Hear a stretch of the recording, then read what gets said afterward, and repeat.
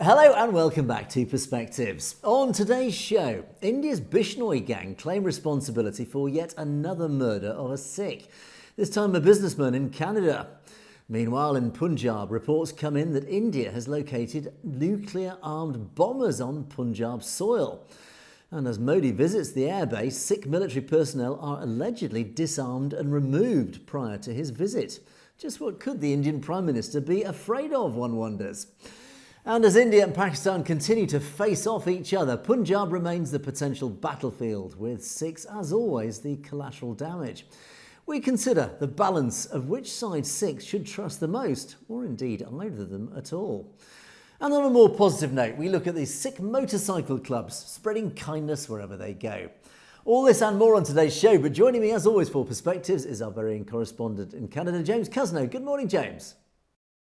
Good morning, Angus, and good morning to our viewers. Thanks for tuning in again this beautiful Monday morning, and we appreciate you taking some time over the weekend to send us your comments.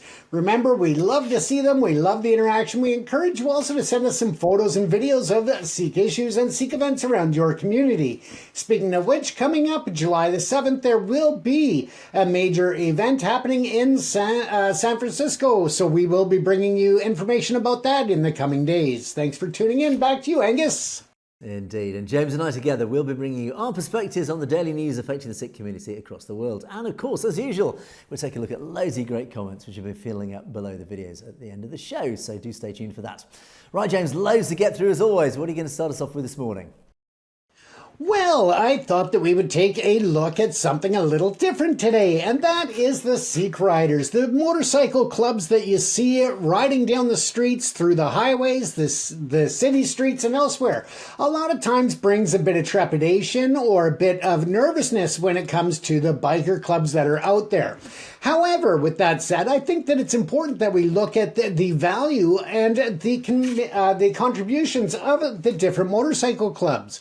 Again, the majority of them are out there doing great things for the community. They are a part of a group of people who enjoy and are enthusiasts when it comes to motorcycles, feeling that wind rushing past them as they cruise down the highway without the shell of a vehicle around them.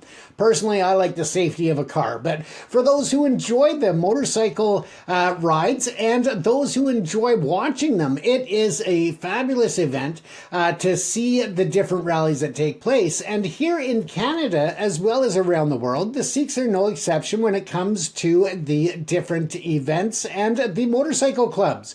So I really wanted to give a positive light here because of all that they contribute to our communities and to the world. Now, as we look at the different groups of Sikh riders that are within Canada, and we're going to focus on Canada here just because I do have some numbers and some statistics that are specific to the BC region and to the rest of Canada. So I just wanted to focus on that part. But again, this motorcycle club, the Sikh Riders, are expanding and really contributing to communities all over the Western world.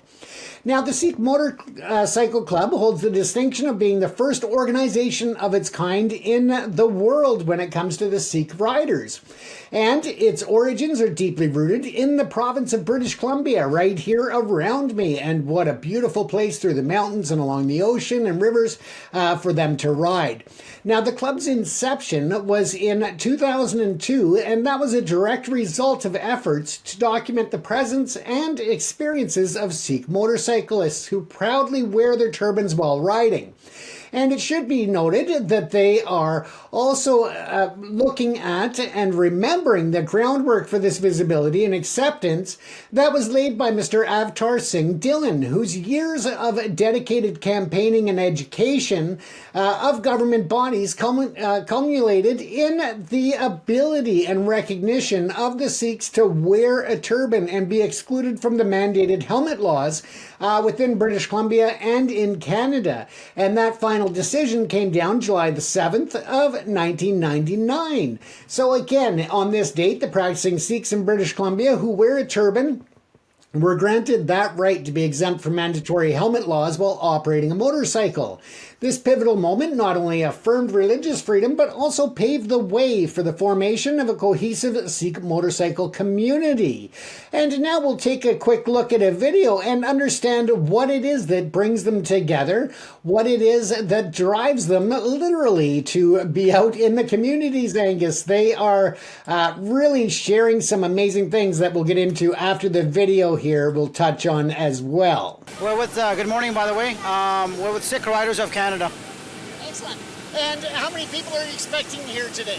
Oh, it'll be hundreds and thousands of people, especially the blue skies, sun's coming out, so a lot of people will be out today. Excellent. And what is it that the Sikh Riders of Canada are about? What do you stand for? So basically it's a bunch of brothers and sisters in our club, right? And we like to ride and do a lot of rides for charity and everything else, give back to the community, and we are promoting about the turban, the star, right? So basically what's the significance, what's the importance of it, right? And we help people that don't know how to tie it. So we have a float too. So we, on every Vaisakhi parade, we bring it out and we tie for free. And then we donate money, we get a donation from other clubs or other societies and stuff like that, help us out, and we tie for free for people. Excellent. And of course, we know that that is one of the founding principles of Sikhi, is to make sure that you are selfless, that you're giving back and supporting the community, and that everyone is equal. So it's great to see that you are out here to really educate the public as well, outside of the Sikh community, to bring them in and say, look, this is what we're about. And I think that events like this really break down on the stereotypes, it breaks down on the racism and the hatred towards minorities. Would you agree with that, and what do you see this doing for the Sikh community as well as the overall? It's an eye-opener for everyone, because there's a lot of smaller communities out in BC or throughout Canada too that aren't aware of Sikhism and what is the meaning of the religion is, and what's the significance of the turban, or we call it the star or pag, right? What the significance is. So we go out there, promote as much as we can. We do long rides throughout Canada, throughout BC, even throughout the United States, right? And we promote the, what's the meaning, what significance of the turban is. We tell them what our religion is about and everything else, so they are aware, like what our foundations are and everything else, and how we give back to the community, and how important it is, and it teaches in our religion that, it's self-serve. You got to help out people as much as you can in the community, in different communities as well. Excellent. And a lot of people that are going to come out today will obviously sample a lot of the foods that are here, but that also is a very significant part of Sikhi. So how would you like to explain to the people why it is that is so important? So our religion teaches us one shako, that means to serve and help everyone else. So basically it helps the needy and who needs food and helping out. So as far as our religion teaches that very much, so that's why you see all these floats, so all these stalls right today that we're giving out to the community. It doesn't matter what race you come from, right? We all, our religion teaches that we're all equal as one, as God, under one God. Excellent. And I know that when I was covering the war in Ukraine just after it started out, right on the border in Poland, of course, there was the Sikh groups there welcoming all of the refugees, and with food, with clothing, with so much assistance that, it's not just a local issue. It is a worldwide issue that people need to be supporting one another, to be not judging people, in elimination where in Sikhi there's no caste system. I mean, it's such a valuable lesson, and I don't know if you guys saw this, but there have been reports lately that AI was asked if there was one religious group to lead the world, not to rule it, but to lead the world, what would it be? And all of the AI programs came back with Sikhi. So it just shows the power and how much the message is getting out there. If you had one thing of most importance to share with everybody out there watching, what would that be? Help each other out as much as you can. Be loyal to each other. And if you see anybody in distress, like our religion teaches us, help each other out, help everyone out. We're all one, and that's what our religion and our God teaches us, right? And we're all under His Creator. Excellent. Well, thank you very much. Would you like to say something in Punjabi to the viewers out there? I'll send it over to Surinder so that he can air it on his show. We just want to say happy Vaisakhi to everyone. Please come out, and because today is beautiful weather, it's not too hot, not too cold, so it's going to be really beautiful. Please come out.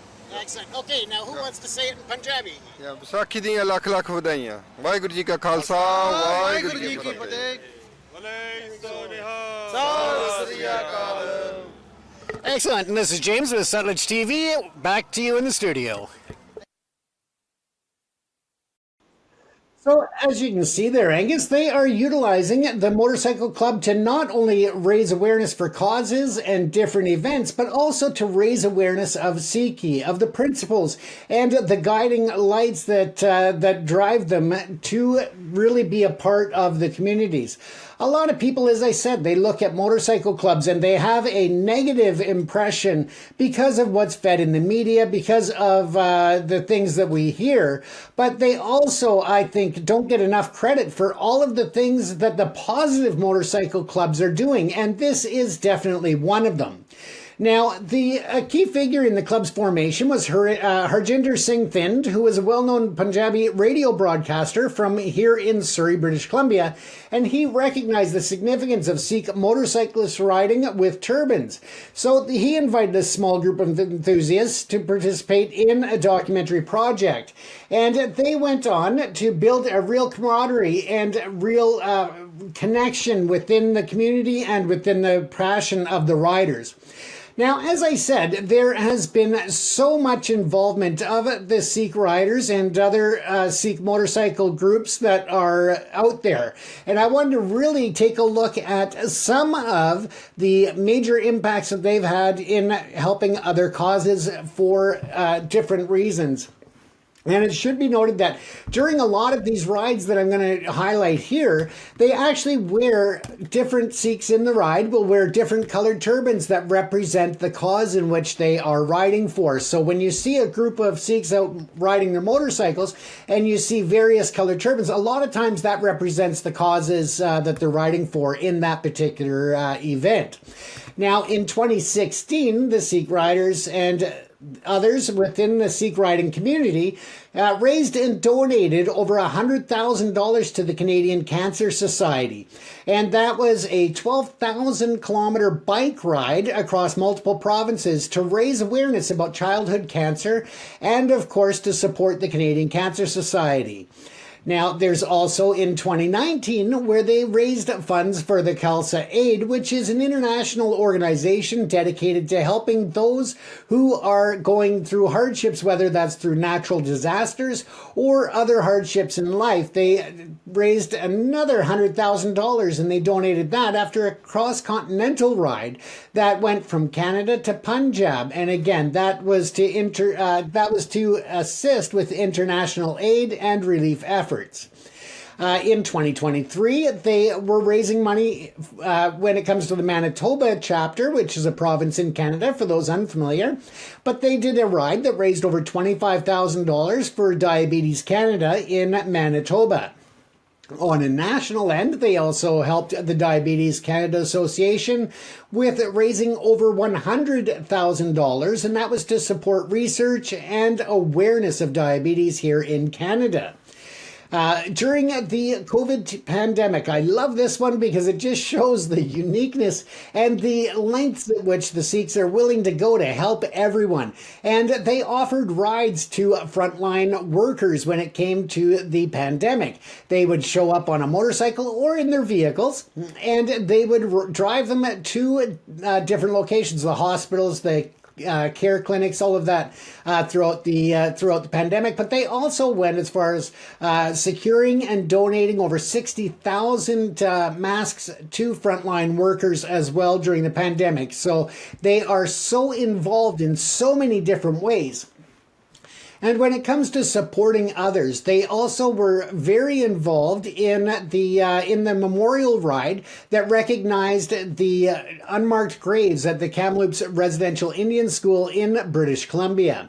They also take part in annual rides to highlight the importance of every child that was left in these unmarked graves, or the victims and the survivors of the residential Indian schools in Canada. So they ride. Another example is the ride that Every Child Matters movement, and that was from the former Brandon Residential School in Manitoba, and that again was recognizing the unmarked graves and the sad part and dark history in Canada. They also take part in annual events, Angus, that where they participate in annual toy runs, bringing toys to needy children, not only at Christmas time, but also bringing stuffed animals and other toys to bring smiles to children who are in different children's hospitals or in children's hospice care. So again, the value of what they do runs deep. When it comes to other organizations, such as in Sundre, Alberta, they donated $22,000 to two local nonprofit community service groups in partnership with the Dajmesh Cultural Center, and that was part of the inaugural Sikh motorcycle ride for unity and love for humanity, aiming to build cultural bridges. Very successful, I would say. But again, this is just a small tip of the iceberg as to what the Sikh riders and the different Sikh motorcycle clubs contribute to our communities every day, and also that they will ride across the country, or as you've seen, transcontinental rides, to raise awareness about Sikhi, about the values, the principles, and how they can influence everyday lives of people, not only within Sikhi, but in the world in general. So again, my hats off to those who are out there riding with that beautiful breeze. I hope you're wearing goggles to keep the mosquitoes out of your eyes, especially those ones in Manitoba where they can be the size of a blue jay. So again, Angus, amazing work by the Sikh community here, raising funds and helping the community at large. Yeah, extraordinary. I mean, fantastic. When you look through that long list of, and I guess that's just a selection of achievements that this group have raised. I mean, they've raised millions of dollars in funds for good causes. It's extraordinary, and especially the fact this is a motorcycle group, a motorcycle get-together, where normally if you see a biker gang, they have such terrible reputations. I mean, you know, they're very intimidating, and certainly whether it's across the media or in real life, and you see big biker gangs with the leathers and the helmets, you do feel a little bit nervous, a little bit intimidated, because of course they are sadly related to criminal activities and violence, etc. But this could be not any further from the actual side of that. This is just such a great demonstration of how a group of men can get together, obviously united by that joy and that appreciation of motorbikes. I'm no great motorbike aficionado, but certainly when you see a group of bikes, especially high-powered bikes roaring past, you cannot help yourself but stand and stare in awe as you feel those enormous, huge, low-frequency vibrations from the motors as they roar past. It really is a very impressive sight. And of course, there have been so many examples of this, of charitable platforms using motorbike groups like this to raise millions of dollars. We've had it actually here in the UK. One example is the Hairy Bikers. There was sadly a very famous chef who was a big biker. He was a TV chef. And all the biking groups in the UK got together to give him a great send-off, but of course it was all for charity as well. And here, once again, it's the Sikh community once again uniting, this time as motorbike riders, getting their group together, raising hundreds, if not millions of dollars for great causes. All part of the Saver, all part of the selfless service, which again is just another example amongst many of how the Sikhs are serving the wider community. And I think one interesting point I picked up there is about the helmets. No helmets, of course, dastars, they're turbans. And of course the Sikhs did win this really significant victory, I guess you could call it, to be allowed to wear their dastars in place of helmets. And of course this is a subject we talk often about, James, the helmets, whether it's in the fire brigade, the military services, whatever it happens to be, Sikhs are always fighting this perpetual battle to have their cultural sensitivities taken care of in this situation. They are now allowed to wear their turbans as they ride their motorbikes, and what a magnificent sight it makes. So James, I think this is a fabulous story. I think this is great to see, and of course it all in such huge important causes, charitable causes. Not surprised to see groups like Sikhs Rage involved in that. They're always there wherever there are vulnerable people. You can always guarantee the Sikhs will be there at the front line. Absolutely, Angus. And for me, I personally like having the shell of a car around me for protection. But for those who are enjoying that, and I really want to emphasize as well, the inclusion there is that they also have female riders or ladies out riding with them as well. So it's the brothers and sisters of Sikhi that are out there doing all of this amazing work. But as we change gears, Angus, no pun intended, we're going to actually move to a story that's coming out of Mississauga, Ontario, which is one of the outer burbs of Toronto. Now, in that community, we have seen yet another execution of a Sikh business leader who was targeted by the Lawrence Bishnoi gang. And whether or not there is involvement by the India government has yet to be seen. We haven't heard of the speculation directly from any official offices or investigators yet, but of course, the investigation is still early. As it turns out, so far from the details we have is that Mr. Harjit Singh Dada was murdered in Ontario after people had tried to extort him, and by people I mean members of the Bishnoi gang, tried to extort him from an amount that's being reported as over $500,000. This is a problem that we've seen in Canada, especially across major metropolitan cities such as Vancouver, Toronto, Winnipeg, Edmonton, Quebec. And again, it is in the limelight once again. Now, Mr. Harjit Singh Dada was a family man who was well respected in the business community. He ran a trucking company and also was a licensed insurance broker and owned a brokerage in the Toronto area as well. So the entire community is feeling the loss at this time. Unsurprisingly, the Sikh diaspora is feeling the shockwaves and the pain of this, while the Bishnoi gang, and quite typical of the India government, is trying to put off that this individual was involved with various gang activities, including the Khalistan Tiger Force, which, of course, in India is recognized as a terrorist organization, as India likes to do with anybody who speaks out against them or is involved in the Khalistan referendum and that movement. Now, it should be noted that outside of India, the governments have refused to recognize them as a criminal group or a terrorist group because there just is no evidence to support those claims.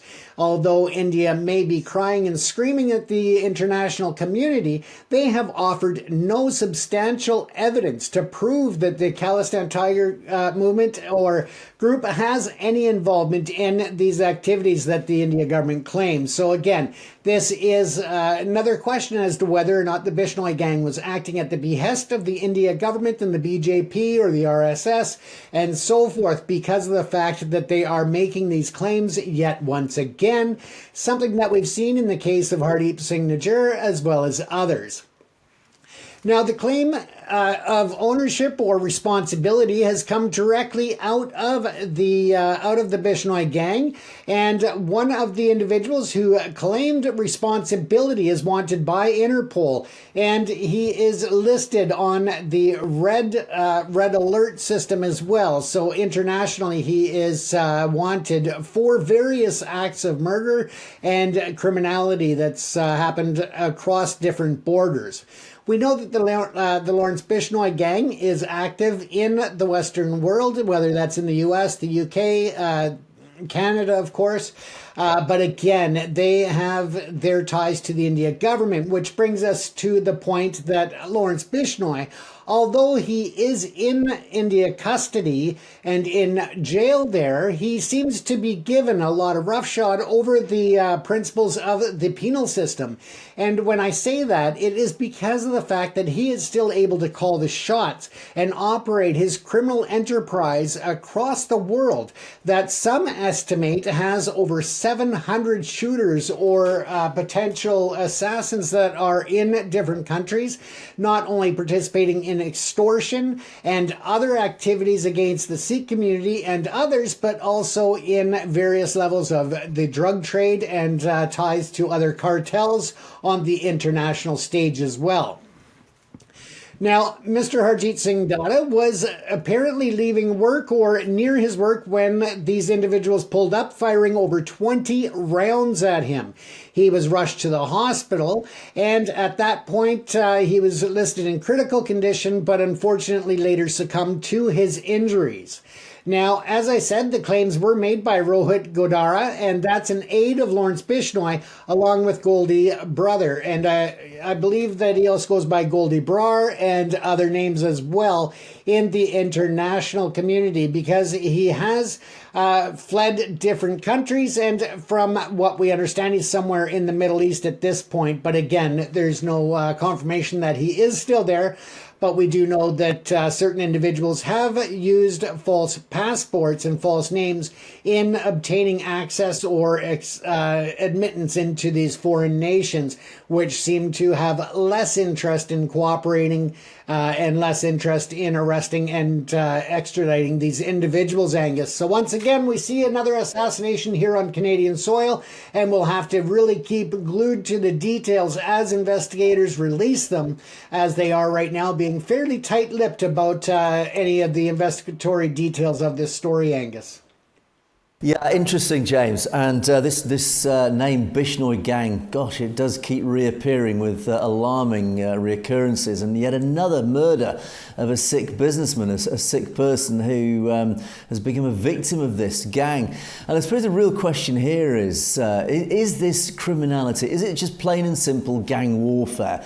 Or is there a genuine political element to this? Maybe the answer is a little bit of both. Ultimately, I think the real core of this story, I think what is indisputable is that this essentially is about just good old-fashioned criminality. The Bishnoi gang clearly making a lot of money through extortion. And in fact, even the FBI some time ago sent out a public warning about the diaspora community, particularly the Sikh diaspora community, being targeted by Indian organised crime. By that, read the Bishnoi gang, but others as well. Indian organised crime has spread, certainly out of India. It is very prevalent in North America, and they do target all sorts of businesses, but not least the Sikh community, with extortion, essentially threatening them for money.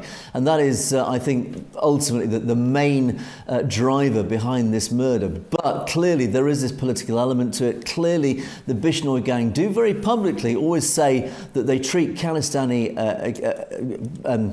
campaigners as their enemy. And again, the question that has to be raised, are they doing it of their own accord? Is this something that just genuinely only uniquely motivates the Bishnoi gang? Or is there a link to higher up? Is there a link back to India? And by that I mean by the political link to the BJP, to the RSS, etc. We do know and it is very likely that Hardeep Singh Nijjar was murdered under the instructions of a very high level in the Indian government, and probably Ajit Doval, and most likely all the way up to Narendra Modi himself. So we do know that Nijjar was murdered for political reasons. Was this gentleman murdered for political reasons? I think it's likely that there is a political element. It's not just the fact that he was a Khalistani campaigner and that made him a default enemy of the Bishnoi gang. I wonder if there is almost a default operational order from Indian intelligence and ultimately from the RSS and ultimately from the Indian government to the Bishnoi gang saying, we will not come after you if you happen to murder Khalistanis. We will turn a blind eye if you happen to murder Khalistanis. In other words, there is sort of this backdoor gentleman's agreement between the RSS and the Bishnoi gang saying, the Khalistani campaigners are fair game for you. And I wonder if there's an element of that going on here, James. Absolutely, Angus. And, it's just another sad day in the Sikh community, and our thoughts and prayers go out to the family, to the friends and business associates and those who worked with Mr. Harjit Singh Dada, and our thoughts are with you all for your loss. Indeed they are, and I think there's no small sense of irony that India paints people like this, or members of these various Khalistan organisations, as terrorists, and yet what is happening these days, these guys, these victims are being terrorised, they're being murdered and terrorised by the Indian state itself and its proxy killers. So ultimately, as we often say, who actually are the genuine terrorists here? We all know that, the answer to that question. Right, James, let us move on now to my first story. And again, this is the fallout from the near major conflict between India and Pakistan continues to rumble on. But what it has done, it's focused many commenters' eyes on the region and actually asking, look, what actually is going on, particularly with relevance to the Sikh community? What should the Sikh community take away from this recent near major escalation of this conflict between the two nations? And one of the, I think one of the most interesting commentators of this situation, and certainly about Sikh affairs, is Jaskaran Sandhu, and I've mentioned him recently as well. He's one of the co-founders of Baz News. He's also a lawyer based in Brampton. And he does post up regularly his thoughts and opinions on the situation. Of course, he is, I would say, one of the more respectable commentators of both Sikh affairs and the relevance of what's going on in the Punjab and relevant of its impacts, not just locally in the Punjab, but of course the Sikh diaspora globally. And he posted up his thoughts just the other day, which I found particularly interesting. And I just wanted to go through these because there's lots of really important talking points here. And I think he's actually given quite an interesting narrative of what's going on. And his recent post, based on his observations of what happened over the last few weeks between India and Pakistan, his first comment was, from transnational oppression to conventional warfare, Indian intelligence is sloppy. Well, this is, on the face of it, quite a big accusation. But ultimately, yeah, I mean, you have to ask the question, just how good is Indian intelligence? But what we do know, and I think the concerning offshoot of this, is that we do know, of course, this historic tie with Moscow. The FSB, the Russian intelligence agency, which is the successor to the KGB. The FSB does have very close ties to RAW and to the National Investigation Agency of India. So there are these very close ties. But of course, FSB is an extraordinarily powerful, mature, very capable, very successful intelligence service and operates globally. It has a massive global network of operational personnel and massive operational reach globally.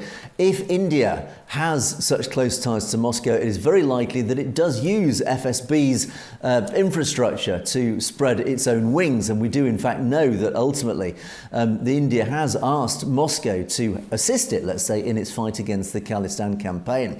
So despite the fact that Jaskaran says Indian intelligence is sloppy, it does have a very powerful friend, and I think that is a concern. It then continues to say, both Pakistan and India use Sikhs as a central theme in their narrative wars. Yes, indeed.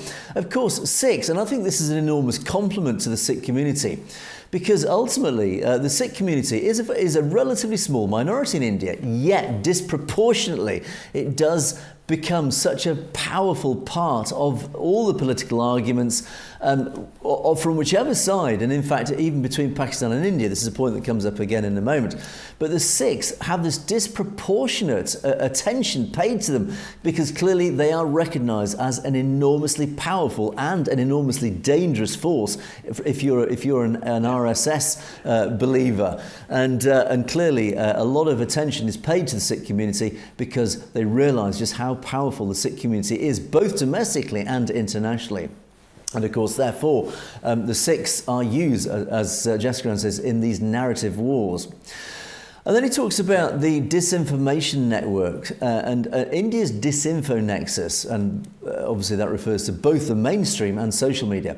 It is shameless, and they're proud of it, indeed. I mean, even recently, I think last week, I showed various individuals involved in this disinformation wars quite openly saying, yeah, of course we use disinformation and misinformation. We bury the bad news for us, but we also are quite happy to spread fake news, and clearly they're very happy to do this. But as Jaskran said, they still lost at the narrative war because the ridiculous lies will always unravel eventually. Yeah, as we often say, James, the truth always wins in the end. The truth always prevails. So the amount Indian national media is being mocked right now by everyone, not just Sikhs and Punjabis, is unprecedented. So the Indian media, and you only need to look at the mainstream Indian media on YouTube just to get a flavour of actually, I mean, they were described recently as clowns, clownish, and it is almost that. It's become farcical. Their news has become so overtly full of rhetoric and propaganda. It's lost any credibility. It's lost any sense of perspective. It has almost become a bit of a laughing stock. And in fact, I do watch the Indian news periodically on stories, and I just end up laughing at some of the claims and statements that these very straight-faced announcers and presenters come up with. And as a nation, it's actually slightly embarrassing. And I'm very sad for India because, as I often say, I'm a huge supporter of India. I love India and its people. And when I see the mainstream media and how clownish it's become and how almost comedic it's become, it's a national shame.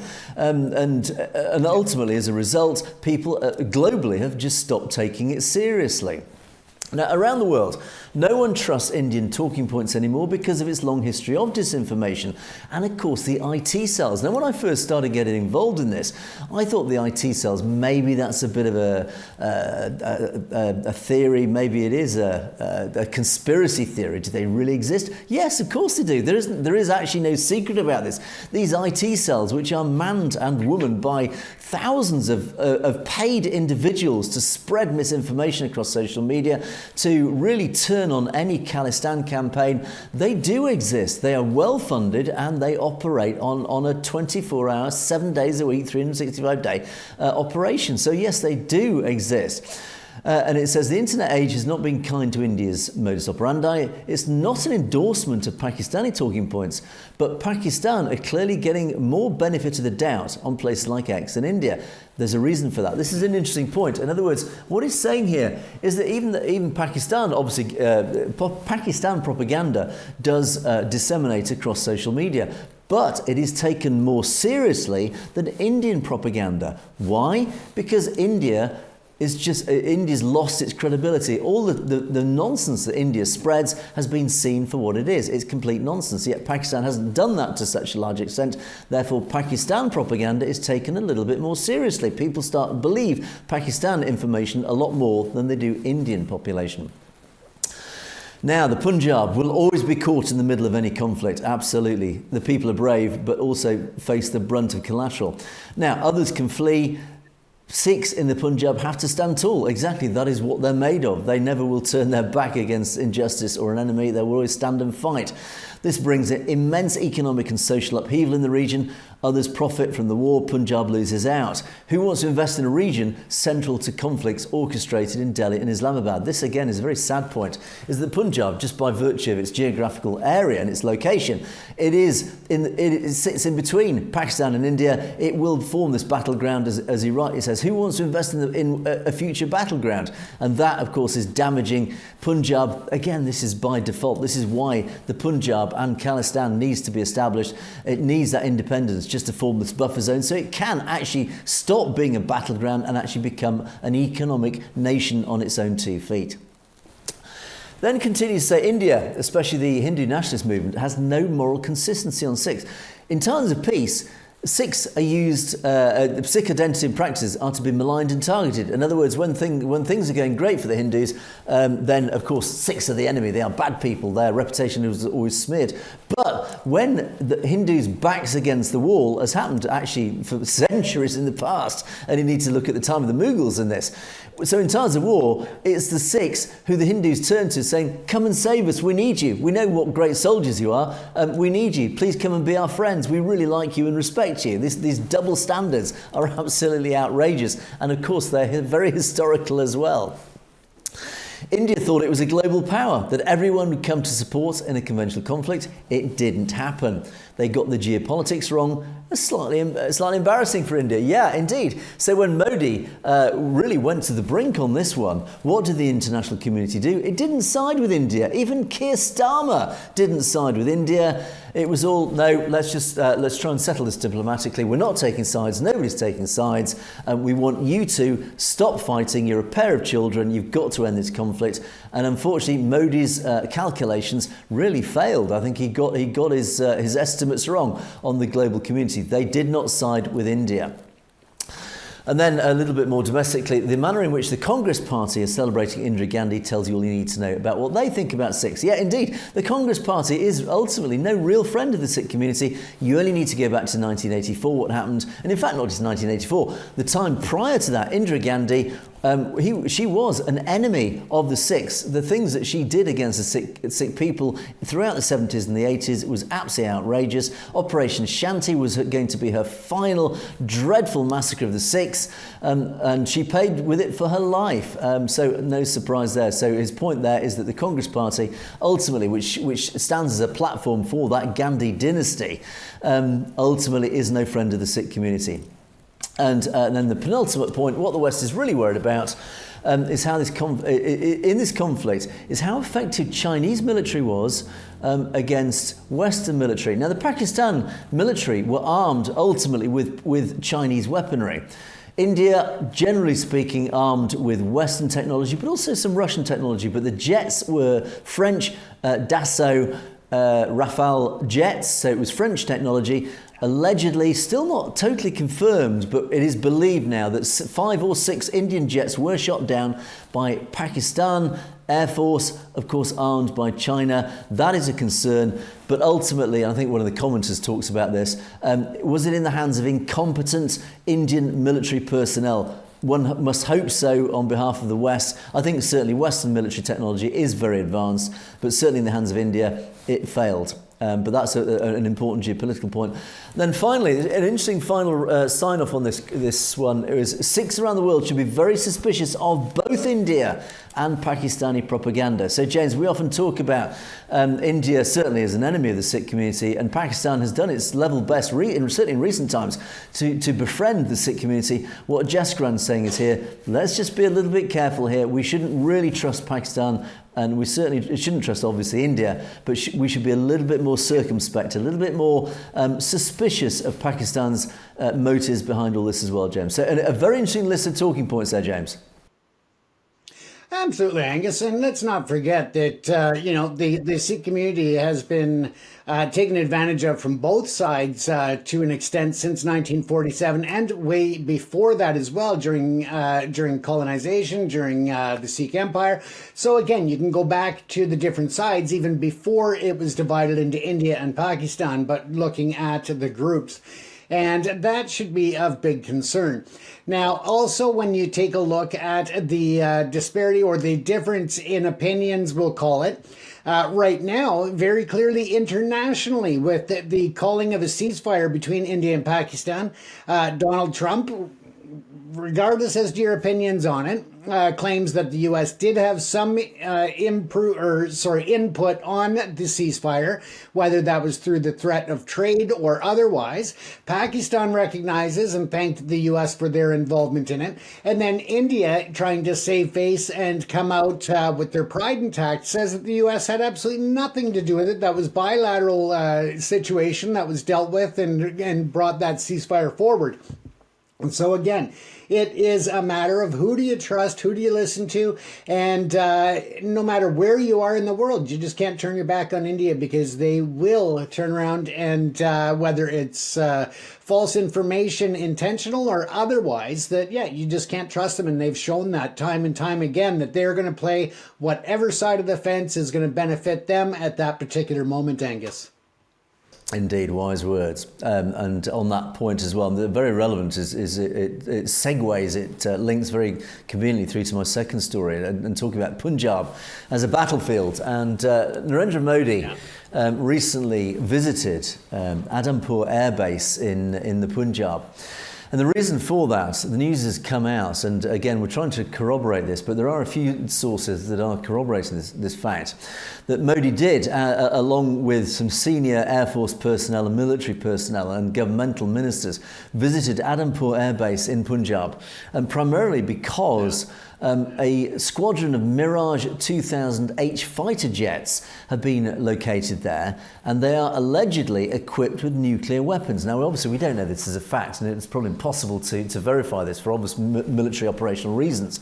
But it does appear that it is very likely that Modi has moved nuclear weapons into this Adhampur Air Base in Punjab. And as a result of that, the Sikh community are not just raising eyebrows, they're raising their voices saying, hang on a second, by doing this, what you're doing is you're turning Punjab into a potential nuclear wasteland, because if it does kick off with Pakistan, if a conflict does escalate, even if it's conventional, one of the first targets of Pakistan is going to be, of course, this air base, and particularly because it contains nuclear weapons. Now, even if it's a conventional attack, there is always the danger here that if a nuclear base, a nuclear-armed base is attacked even with conventional weapons, there could be a dreadful nuclear accident. Of course, one of those nuclear weapons could go off, and all that's going to do is just turn the Punjab into a nuclear wasteland. So the message back from Sikh communities here is saying, no, you can't do this. You cannot do this. You cannot jeopardize the future survival of the Punjab as a region by doing this.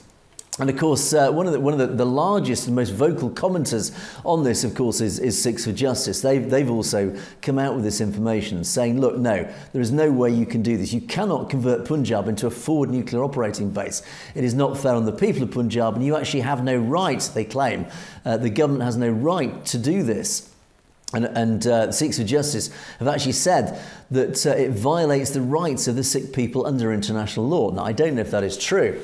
In fact, Gurpratap Singh Pannu himself has actually said on social media, India wants to convert Punjab into a nuclear battlefield, that Sikhs for Justice will challenge the regime legally under international legal frameworks.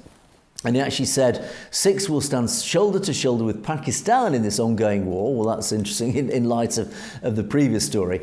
Sikhs for Justice will not allow Punjab to serve as the launch pad for a nuclear strike on Pakistan. And he labelled Adhampur as a potential ground zero of nuclear war. I think to be objective on this, I think if there is a nuclear war between India and Pakistan, I think the Punjab is the least of the Sikhs worries. I think the whole region will just suffer a complete meltdown, physically speaking. So I think the whole of India and Pakistan will just cease to exist. So I think this is almost an irrelevance. But it is the principle, I think, that really that is the discussion point here. Pro-Khalistan Sikhs will ensure the permanent shutdown of Adhampur Air Base. India will not be allowed to use our land to trigger a nuclear conflict with Pakistan. So what Sikhs for Justice is saying is they are going to use legal powers, or at least a legal case, to try and stop, firstly, nuclear weapons being sighted on Adhampur Air Base and actually close down Adhampur Air Base. I think it's unlikely he will succeed. I think, legally speaking, India does have the legal right to do this. I don't think there's anything from a purely legal perspective. But ultimately, it does point a very important point here, James, that ultimately the Punjab, the people of Punjab, if it was put to a referendum, I have no doubt would not want their land to be used as a military base, particularly as an Indian military base. It does support the whole concept, once again, of independence, of the right to self-determination of the Punjab, of Khalistan. It supports this massive argument that the Khalistan should be this buffer zone, this whole strip from north to south, and down that whole border between India and Pakistan, just to prevent issues like this ever happening. The Punjab and that whole strip of land should not be used as a military staging post to launch attacks on Pakistan, and vice versa. If we're objective about this, vice versa as well, is that to prevent any potential conflict between these two nations, there must be this strip of land, this demilitarized zone, which ultimately should be the nation of Khalistan. Now, the final point of this story, and again, this is not corroborated, but interesting, again, from Sikhs for Justice. They claim that when Modi visited Adhampur Air Base, Sikh military personnel were disarmed and removed from operational duty ahead of his visit. I think that is a really interesting and quite concerning situation. If indeed that the Indian government believes and realises that Sikhs within the military are potentially mutineering, they are potentially rebelling, they are potentially going to do an Indira Ghandi on Narendra Modi. By that, of course, I mean assassinate, because Indira Ghandi was assassinated by her 2 Sikh bodyguards, the Shaheeds. Ultimately, Modi fears that Sikhs within the army might turn on him. That, to me, is a real big story in this one, James. Absolutely, Angus. And when you look at the realities of it, again, let's go back to the Trump statements that he's made recently, and that is that they were on the brink of a nuclear disaster there. Whether or not you believe Trump, whether or not you think he's full of it, the point being is that he called out the fact of how close they might have been to utilizing nuclear weapons. And this really gives some credibility to that claim if they are repositioning nuclear weapons and really looking at the conflict between India and Pakistan right now, as volatile as it is, Angus. Indeed, absolutely right. So, but we'll keep an eye on that story, because I say that's quite interesting, and it does sit in the context of last week when we talked about potentially 300 Sikh soldiers under surveillance and facing a court martial, and of course that senior Air Force officer, Sikh officer in the Air Force, who's had to have protection allegedly because they claim tried to undermine the Indian war effort. So maybe Sikhs within the military are actually genuinely potentially at risk of mutineering. That's a big story. So anyway, James, time is marching on. We don't have much time left, so we're going to have to really rush through today's comments. Apologies if we do rush through these. We've had loads of brilliant comments and fascinating comments. Today I wanted to focus on lots of critical comments. This is after the interview I did with Congressman Trent Franks last week. A lot of comments after this one. Loads of great comments, and of course loads of supportive comments about Congressman Franks's comments. But lots of interestingly critical comments. It did put the backs up of a lot of people. The backbenchers, for example, says, "I don't think so. This is American propaganda. Try your best, but you won't." And Jack Rupal followed up also by saying, look, if you're a British man saying that, then the Sikhs should also ask for part of Punjab that the British gave to the Muslims. In other words, referring to Pakistan Punjab. Well, we should be demanding Pakistan Punjab. Well, I would say, firstly, on the American propaganda, yeah, our propaganda is our propaganda. You've got your own. This is what we're saying is the truth. And ultimately, about the Punjab and Pakistan, James, I think we talk about this regularly.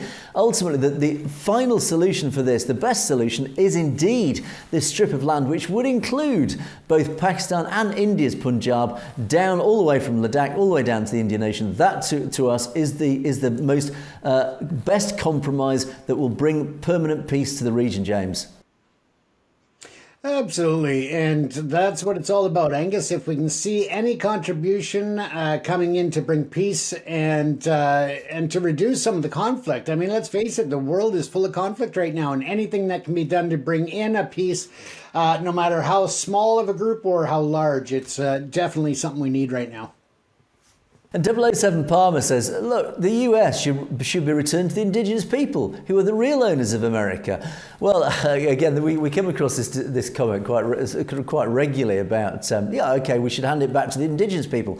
Well, ultimately, I think if we follow that argument through, James, then ultimately we should be handing the UK over to some cave dwellers. And again, you can go around every nation on the planet and say, oh, the original indigenous people were some cave dwellers or whatever. In other words, where do you draw the line? Ultimately, it comes back down to simple democracy, that is the least worst solution, James. You can't just go back to handing land back to indigenous people, because in many cases they don't even exist. It is a tough call, and something that we deal with here in Canada, and that is something that is ongoing through treaties, through negotiations, through settlements, and through the Truth and Reconciliation. So again, it is a very tough call, because how far back do you go? There are those who believe scientifically that the indigenous came from Asia or from Africa as a very, going back far enough to this creation of man. How far back do you go, Angus? And, at that point, we can call on Jurassic Park. Let's just give it back to the dinosaurs. Absolutely. In other words, where do you draw the line? Shahzad Purisun Hilasaram, good lord, there's a name. Khalistan is made in Canada, not South Asia. South Asia is one India. Really? Is that true? Well, Gurmit Singh follows up. I couldn't put this better than myself. Well, let's have a referendum about it then, if you really genuinely believe that. And I think as regular viewers of our show will realise, the region is not just one India. The region is made up of lots and lots of different cultures and identities. And if you actually ask each of those individual cultures and identities, if they really feel part of one India, you may be a bit surprised by the answer. Shahzad, thank you for your comment, but unfortunately I don't believe you actually represent many people within India with that argument, James. Yeah, we could say the same, that, the USSR back in its day, they could have had the same argument. Or if you look at the region before colonization, should it be all returned to the Sikhs and, be back to the Sikh Empire? It's all about perception, isn't it? Indeed. And one for you, James. Mahia says, look who's trying to lecture. People who want to take over Canada. Well, I can't defend that comment. There you go, James. It's coming from America. Who wants to take over you guys? Hey, you know what? Let them try. Indeed. And Triple X Diesel says, does Khalistan also have its capital in Lahore? Well, I think it comes back to what is Khalistan, and I think the answer to that, well, we've answered it 100 times over. What would be the capital of Khalistan? Good question. Again, with the latest idea of Khalistan being that long strip of land. Yeah, it could well be Lahore. We don't know. But Y9-1977 says, look, this is an interesting perception. We don't need Khalistan. None of these Khalistanis are going to give up their Western lifestyles. They have a political agenda. Yeah, can't dispute that. Most Sikhs abroad or in India don't want Khalistan. Is that true? I don't believe you. I don't think that is true. And I think, refer to the previous comment, well, hold a referendum then. But you continue to say, the separatists that left are filled with hate, don't have true purpose in life to learn and live together as one human race.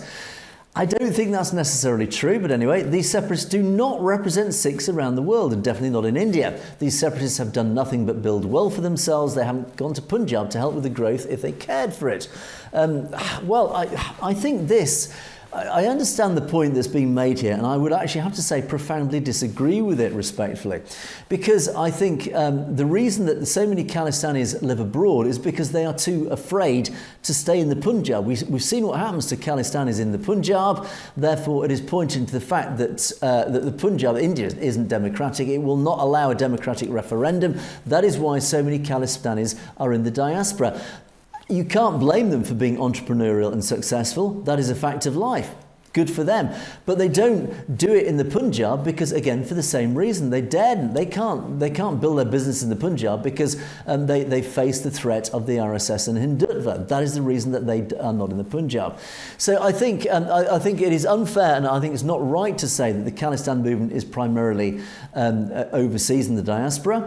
And you're saying that actually it does not represent the Sikh community. I think a lot of it does. And you only need to look at the turnout at the referenda that have been held around the world. The turnout has been massive. Hundreds of thousands around the world have turned out. And I think, to me, James, I think this, I understand what this comment is trying to say. I think the evidence points against it strongly.